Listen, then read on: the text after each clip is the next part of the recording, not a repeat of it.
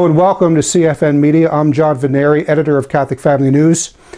We have somewhat of an unpleasant topic to deal with today because it has to deal with Michael Voris and yet another assault he did on traditional Catholics. These assaults are not instigated by us. We are responding to them, but we do not assault him first. So in a recent edition of Church Militant TV, Voris and two guests who were staff members actually, they felt the need to sound a warning against what they call reactionary Catholics, in other words, traditional Catholics. So Voris and his two guests, they targeted the Society of St. Pius X, the Remnant, and Catholic Family News, claiming that we are leading people outside the church. We're leading people away from the church. And their main thrust, of course, was the claim that the Society of St. Pius X is in schism.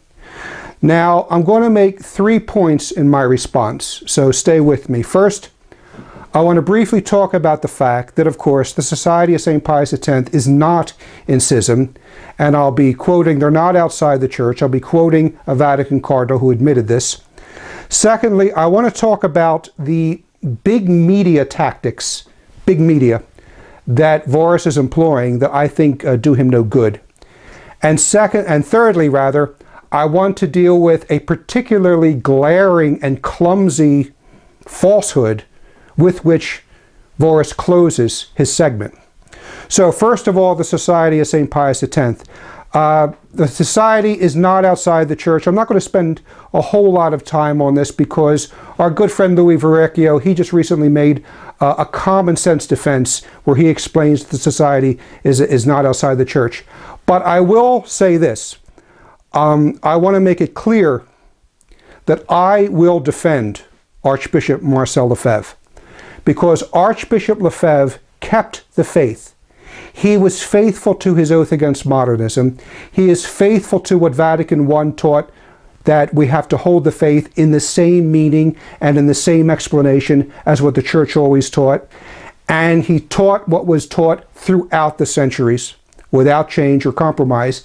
And it is this refusal to compromise, it was this that was the crux of the problems he had with the post-conciliar Vatican. That's the heart of his problems. And it's not really his problem, but you understand what I'm saying.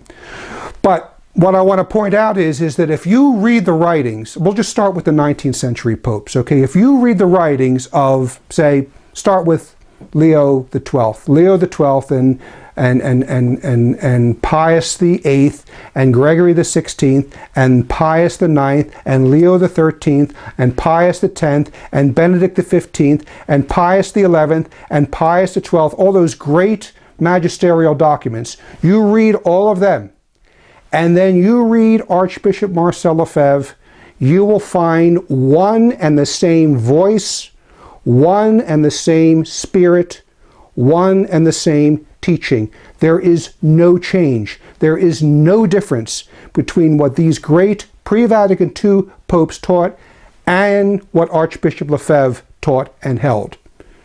But you move on to the writings of the post-conciliar popes, Paul VI, and especially get into John Paul II and Benedict and now Pope Francis, you will find when you read the pre-Vatican II popes and square them against the new popes, it's a different language.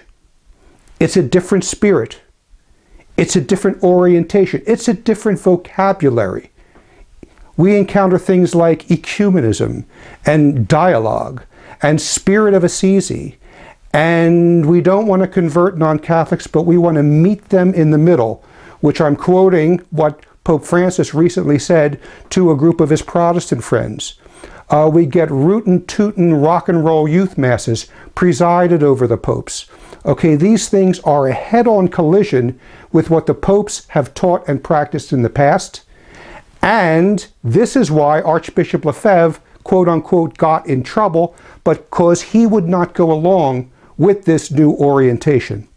Now, the fact that the post-conciliar church is on a new direction It was even recognized by Commonweal magazine. Now, this is a progressivist publication, Commonweal magazine, and I'm referring to the issue of August 11th, 2000.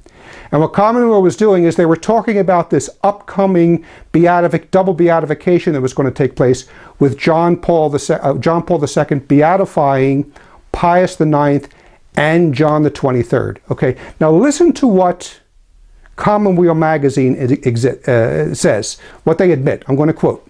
They say, quote, "The splendid absurdity of the coming event can be grasped when we recognize that John the 23rd and John Paul II would both have been condemned for their ideas and their words had they expressed them when Pius IX was in power." Close quote. See? Commonweal here is absolutely right. The contradictions between the pre-Vatican II church, what the church always taught, and the new post-conciliar orientation is precisely what Archbishop Lefebvre, that is where he had his problem. That is where he hit a brick wall for 25 years, simply wanting to remain faithful to what the church always taught, and also to call out the fact that the new post-conciliar orientation is, in various aspects, in contradiction with church teaching and practice of the past. Okay, so my point is, it's not as cut and dry as Michael Voris claims it is. Vatican cardinals claim they're in schism, they're in schism. That's it. Well, okay, here's another Vatican cardinal, Iris Cardinal Cassidy. He had been the prefect for the Vatican's Congregation for the Christian Unity. I'm forgetting the exact name of it now. The Pontifical Council for Promoting Christian Unity. That's what it was. He was the prefect of that under John Paul II, and he admitted in a letter that Society of St. Pius X is not outside the Church. I'll read it directly. It's a letter of March 25th. 1994. It's quoted in Christopher Ferrara's book, The Great Facade. And here's what Vatican Cardinal Cassidy said. He said that the Pontifical Council for Christian Unity, quote, I'm quoting now, is not concerned with the Society of St. Pius X. The situation of the members of this society is an internal matter of the Catholic Church.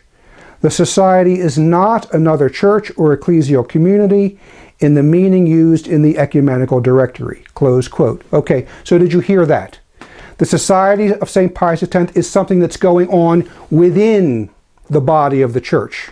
They are not an ecclesial community outside of the church. Cardinal Cassidy calls the SSPX an internal matter of the Catholic Church. The SSPX is not a separate group. By attending their masses, you are not going outside the church. Okay. Then there is the speech given by Bishop Bernard Fillet, Superior General of the Society of St. Pius X. This is a speech that he gave. I was there for it, in fact, the Angelus Press Conference in Kansas City, October 2010. And it was celebrating the 40th anniversary of the Society of St. Pius X. But Bishop Fillet gave 3 examples of the contradictions that you come from Rome regarding the Society of St. Pius X. He gave 3. For the sake of brevity, I'm just going to give 1. Bishop Fillet spoke about the confession. Okay, those sins so grave in confession that they are penalized by excommunication reserved to the Pope. Now, Bishop Fillet says the Society of St. Pius X hears these confessions of people who have these grave sins, and they absolve them of the sins, and they absolve the penitent of the excommunication. But according to church policy, the priest then has to write to Rome and send the case to Rome to be examined so that the excommunication can be formally lifted.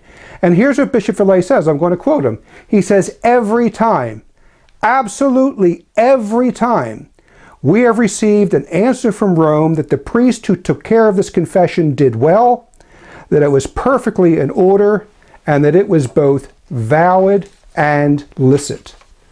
Now, Rome, of course, would comment on the penance, whether it was not enough or whether, it was sufficient or insufficient. But the main point is Rome does not say that that confession was invalid. And Bishop Villay, during the speech, he said, so why is it said then that our confessions are invalid when this is the way Rome deals with us in cases of the most serious matters? And then he says, you see the contradiction. And we meet this contradiction all the time. Okay, so again, as I said, that's all I'm going to say about the SSPX at the moment because it's a big topic and we'll be dealing with it in the future. But it's not as cut and dry as Voris pretends. These cardinals say they're in schism, that's it. No, this is a huge, unprecedented matter in the church. And Michael Voris, I'm afraid to say, is dealing with it weakly and insufficiently. So that's all for this video. I will make a separate video, a part 2, where I'm going to talk about the other 2 problems I see with Voris' approach, this big media structure that he uses, and he falls into the same pitfalls as the big media.